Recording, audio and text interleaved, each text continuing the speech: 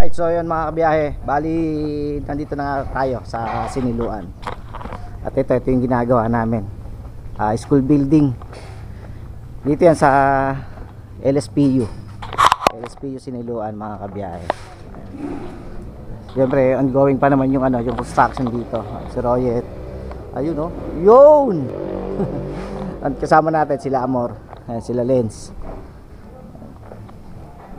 Bale, ito yung ginawa nila nung nakaraan. So wala naman ako rito. Ayan, nagano sila ng extra. Tapos yung process, nakapaggawa na sila ng trusses. Ayun pa, yun yung ilalagay dito ng trusses mga kabiyahe. Ito, ayan dyan sa biga. Tapos dito pagkalagay ng trusses, syempre mag-ano ng parlina. Tapos ito yung mga start nya mga kabiyahe. Ito, tapos magpuputol ng plate. Yun yung ilalagay ngayon, yung best plate. Lalagyan ng best plate yung mga ibabaw ng poste para pagpapatungan nga ng ng trusses mga kabiyahe yan.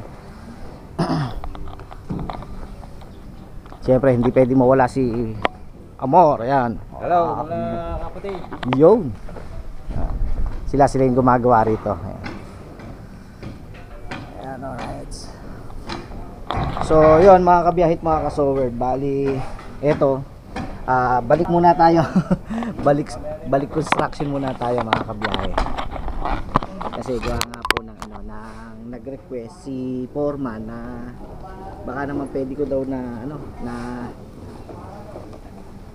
bisitahin muna yung yung project nga rito sa sa LSPU Siniluan.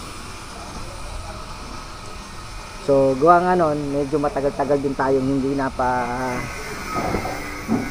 sa construction kasi gawa nga po ng medyo naging busy tayo sa trabaho. So ngayon dumalaw-dalaw, siguro pangalawang beses ko na dumalaw na rito. Kaya lang nung nakaraan kasi hindi na ako nakapag-vlog kasi gawa ng maulan. Ngayon medyo maganda-ganda naman yung panahon, buti hindi umuulan. Kaya sa ganun ay nabisita natin yung yung ginagawa rito mga kabiyahe. Kaya maya ulit kita-kita tayo.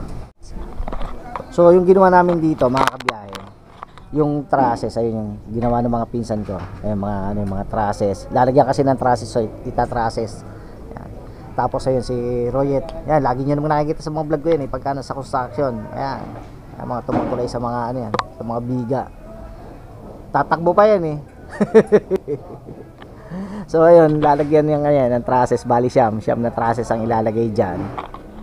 At yung strat, mga panggitna yon mga kabiyahe.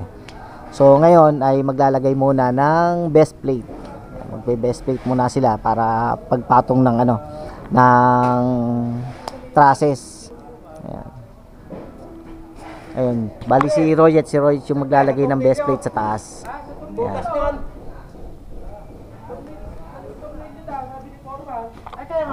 So, ayan, ito yung ginagawa namin.